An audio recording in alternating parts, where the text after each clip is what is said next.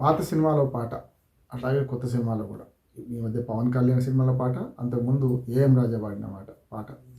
ఆడవారు మాటలకే అర్థాలే వేరులే అర్థాలే వేరులే అని పాత పాట ఉంది, కొత్త పాట ఉంది.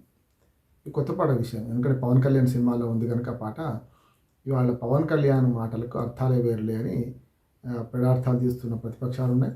స్వపక్షం కొంచెం ఇరుకున పడ్డ సందర్భం చూస్తున్నాం మనం. ఇందులో ప్రధానంగా ఈ తిరుమల తిరుపతిలో మనకు వైకుంఠ ద్వార దర్శనం కోసం, ఆ ద్వార దర్శనం ఏమో కానీ మొత్తం మీద 6 ప్రాణాలు హరీమన్నాయి. 6 ప్రాణాలు, అమాయక ప్రాణాలు పోయినాయి, భక్తుల ప్రాణాలు పోయినాయి. ఈ దానిలో విషాదకరమైన సంఘటనే కానీ ఆసక్తికరంగా కొన్ని పరిణామాలు జరుగుతున్నాయి. మొన్న దాని గురించి విశ్లేషించుకున్నాం. అందరూ కూడా ఒకటి ఏంటంటే, మొత్తం మీద అధికార పక్షం, ప్రతిపక్షం, అధికారులు, అనధికారులు అందరూ కూడా తేల్చేసింది ఏంటంటే, ఒకేసారి గేటు తెరవడం వల్ల క్యూ లైన్లో చేరే క్రమంలో 2500 మంది, కేవలం 2500 మంది క్రౌడ్ ఏర్పడి 6 ప్రాణాలు పోయినాయి. అందులో 5 ఏమో తొక్కిసలాట్లో, ఒకటి వేరుగా. ఏదైనా సరే ఇది సరైనది కాదు అని అందరికీ అర్థమైంది. గేట్లు తెరిచే క్రమంలో అధికారులు తప్పు చేశారని ఇప్పటికే ఆల్మోస్ట్ తేల్చేసినట్టు లెక్క. కానీ ఇందులో శవాల మీద పేలాలు ఎదుర్కొనే రాజకీయాలు మొదలవుతాయి కదా. కనుక ఇవాళ వరుసగా ఆ సంఘటన మీద స్పందించిన అధికారులు, అట్లాగే రాజకీయ నాయకులు వరుస పెట్టి ఇవాళ ఆసుపత్రిలో ఉన్న క్షతగాత్రులను పరామర్శించడం, చనిపోయిన వారి కుటుంబాలను కూడా ఓదార్చడం చేశారు. అందులో ప్రధానంగా హోంమంత్రి అనిత, దాని తర్వాత మంత్రుల బృందం, అట్లాగే కమిటీ, అది దేవస్థాన కమిటీ మెంబర్లు భానుప్రకాష్ రెడ్డితో పాటు చాలామంది ఉన్నారు. వాళ్ళందరూ వెళ్ళి పరామర్శించడం మొదటి దశ. రెండో దశకు వచ్చేసరికి ముఖ్యమంత్రి గారు ఎంటర్ అయ్యారు, చంద్రబాబు నాయుడు గారు. అది దురదృష్టం ఏంటంటే, ఆయన గతంలో మొట్టమొదటిసారి అంటే విభజిత ఆంధ్రప్రదేశ్ ముఖ్యమంత్రి అయినప్పుడు కృష్ణా పుష్కరాల్లో అదే జరిగింది. ఒకేసారి తొక్కిసలాట్లో 30 పైగా ప్రాణాలు పోయినాయి. అప్పుడు కూడా ఆయనే బాధ్యత వహించాలని ప్రతిపక్షంలో ఉన్న వైసీపీ అన్నది. ఆ తర్వాత దానిలో 2-3 లోపాలు జరిగినాయి.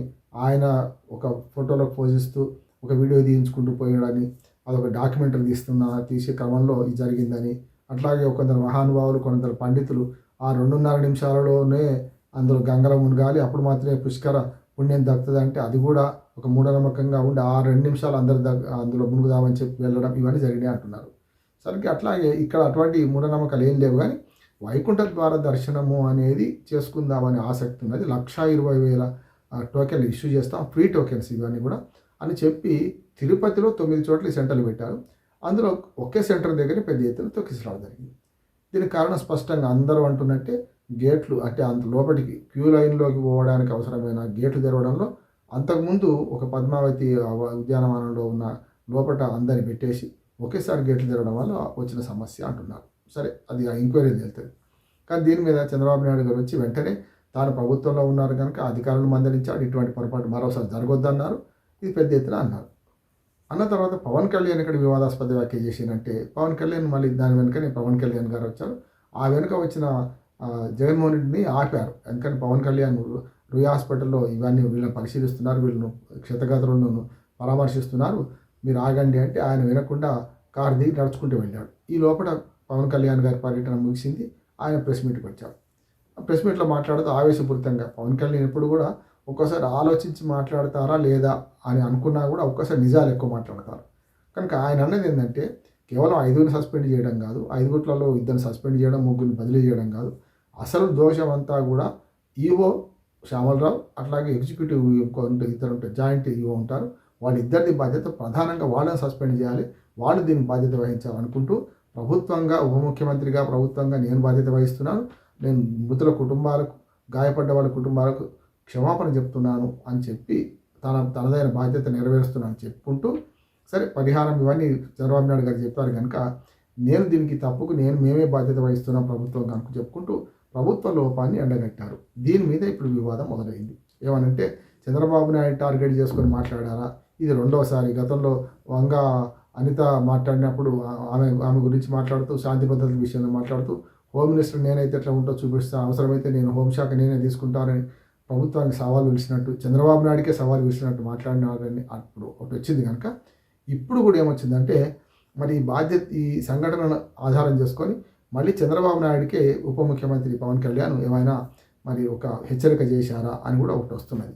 మనసులో అది పెట్టుకుంటాడా లేడా అని తర్వాత. కానీ మామూలుగా పవన్ కళ్యాణ్ మాటల్లో ఆవేశం ఉంటుంది, ఆలోచన లేకుండా మాట్లాడతారు అనుకుంటారు, ఒకసారి ఆలోచన తోనే మాట్లాడుతున్నారని కొందరు మెచ్చుకుంటున్నారు కూడా. ఆలోచనతో మాట్లాడడం వల్లనే చంద్రబాబు నాయుడు ఇరుకులో పడుతున్నాడు. ఇది రెండోసారి ఇరుకులో పడ్డాం. కనుక ఇది జరిగిన దానికి పవన్ కళ్యాణ్ మాటలకు అర్థాలు వేరు, రెండు రకాలని ఆ రెండు రకాల అర్థాలు తీస్తున్నారు. అయితే ఉద్దేశపూర్వకంగానా లేకపోతే తెలిసి తెలియకనా అనేది. తాము ప్రభుత్వంలో ఉన్నామని మర్చిపోయి ప్రతిపక్ష నాయకుడిలాగా మాట్లాడిండు అనే విమర్శ కూడా ఆయన మీద వస్తున్నది. అంతేందుకు జగన్మోహన్ రెడ్డి గారు కూడా వెళ్ళి ఆయన పవన్ కళ్యాణ్ లాగా మాట్లాడలే, ఈవోను బాధ్యం చేయవానిలే. వాళ్ళ అధికారుల పొరపాటు, గేటు తెరవడంలో లోకల్గా అక్కడ ఉన్న వాళ్ళ భద్రతా సిబ్బంది పొరపాటు అనుకుంటూనే చంద్రబాబు నాయుడు కూడా దీనికి బాధ్యత వహించాలని పవన్ కళ్యాణ్ ఏమనలే. చంద్రబాబు నాయుడు బాధ్యత వహించాలి ఎందుకన్నానంటే రెండు రకాలు. ఒకటేమో పవన్ కళ్యాణ్ గురించి మాట్లాడితే తన స్థాయి తక్కువైంది అనుకున్నాడు. రెండోది చంద్రబాబు నాయుడు గతంలో ఇదే తిరుమల తిరుపతి దేవస్థానంలో నెయ్యి కల్తీ విషయంలో జగన్మోహన్ రెడ్డి టార్గెట్ చేశారు కదా. ఆనాడు కూడా ముఖ్యమంత్రి చంద్రబాబు నాయుడు నెయ్యి కల్తీ విషయాలు తేలినప్పటికీ, కానీ అంతకుముందర ప్రభుత్వం దీన్ని కొనసాగించింది, వాళ్ళే మోసం చేశారు అని చెప్పడం కోసం జగన్మోహన్ రెడ్డి బదనాం చేశారు. ఆనాడు నేను కూడా దాని మీద జగన్మోహన్ రెడ్డిని సమర్థించాను. ఎందుకంటే ముఖ్యమంత్రి నెయ్యి లారీల కల్తీ మంచిది వస్తుందా, నెయ్యి మంచిది వస్తుందా, కల్తీది వస్తుందా అని అక్కడ గేట్ కీపర్గా పనిచేయడు కదా. ఒక సంఘటన జరిగితే దానికి అక్కడ అధికారులను బాధ్యులు చేయాలి తప్ప అంతకు మించి ముఖ్యమంత్రులు బాధ్యత చేస్తే ముఖ్యమంత్రులు పరిపాలన చేయాలన్నా లేకపోతే నెయ్యి లారీల దగ్గర కావాలి ఉండాలన్నా అనే మాట చెప్పాను. ఇప్పుడు కూడా అంతే. ఈ తొక్కిసలాంటి దగ్గర చంద్రబాబు నాయుడు కర్ర పట్టుకుని నిలబడతాడా, పవన్ కళ్యాణ్ నిలబడతారా, నిలబడ్డ అధికారులు ఎవరో వాళ్ళు సస్పెండ్ చేయాలి. అది ఎంత పెద్ద అధికారులు చిన్న అధికారుల సమస్య కానీ చాలాసార్లు జరుగుతుంది. ఏంటంటే పెద్ద పెద్ద సంఘటనలు జరిగినప్పుడు కూడా చిన్న స్థాయి అధికారులని సస్పెండ్ చేస్తూ పెద్దవాళ్ళు బయటపడుతున్నారు అనే మాట వస్తుంది. కనుక పవన్ కళ్యాణ్ గారు ఏమన్నారు, ఈఓ సరైన ఏర్పాట్లు చేస్తే జరగదు కదా అని ఈఓ మీద నెట్టిండు, కానీ ముఖ్యమంత్రి మీద నెట్టలే. కనుక దీనికి అర్థాలు వేరుగా తీస్తున్నారు. కానీ జగన్మోహన్ రెడ్డి గారు ఏమన్నారు, అప్పుడు నెయ్యి దాంట్లో కల్తీ నెయ్యిలో నన్ను బలి చేశారు కదా, ఇప్పుడు మరి తొక్కిసలాంటి ఈయనది బలి కావద్దాం అనుకుంటున్నారు. కనుక శవాల మీద పేలాలు ఏరుకునే రాజకీయాలు అందరూ చేస్తున్నారు. ప్రతిపక్షంలో ఉన్నప్పుడు ఒక రకంగా, అధికార పక్షంలో ఉన్నప్పుడు ఒక రకంగా చేస్తున్నారు. కనుక దురదృష్టం వెంటాడితే మంచి చెడు అవుతుంది, చెడు మంచిది అవుతుంది అన్నట్టు మరి వాళ్ళ తొక్కిసలాట సంఘటన మరొక ఉరితాడుగా చంద్రబాబు నాయుడు చుట్టుకుందని నేను అనుకుంటున్నాను. రెండోది ఏంటంటే ఈ మొత్తం తేవాల్సింది ఏంటంటే భక్తులు కూడా కొంత సమయం పాటించకపోవడం జరుగుతుంది. అంటే భక్తులు కూడా చావు దగ్గరికి దాకపోయి వచ్చినట్టు వైకుంఠ ద్వార దర్శనం కాస్త వారు వైకుంఠ ద్వార నిజంగా చనిపోయిన వాడు వైకుంఠ ద్వారం నుంచి వెళ్ళారో లేదో తర్వాత సంగతి, కానీ వాళ్ళ ప్రాణాలు పోయినా వాళ్ళ కుటుంబాలు అనాథలైనరు. దీనికి ప్రభుత్వం ఎంత ఆదుకున్నా ప్రాణాలు తిరిగి రావు. కనుక ఇప్పటికైనా ఇట్లాంటి క్రౌడ్ వస్తున్న సందర్భంలో రేపు మనకు అయ్యప్ప స్వామి పూజలు ఉన్నాయి, అట్లాగే మన అయ్యప్ప మనకు అక్కడికి పోతున్నారు చాలామంది, అట్లాగే మరి వారణాసి మహాకుంభమేళా ఉంది. వీటి విషయంలో కూడా ఇటువంటి తొక్కిసలాట జరిగిన సంఘటనలు చాలా దేశవ్యాప్తంగా చాలా ఉన్నాయి. కనుక వాటి గుణపాఠంగా తీసుకొని తగిన ఏర్పాట్లు ఏ రాష్ట్ర ప్రభుత్వమైనా ఎక్కడైనా దేశవ్యాప్తంగా చేయాలని కోరుతూ మరొకసారి ఇటువంటి పొరపాటు జరగకుండా తిరుమల తిరుపతిలో కూడా మంచి భద్రతా ఏర్పాట్లు చేయాలని కోరుతూ ముగిస్తున్నాను. నమస్కారం.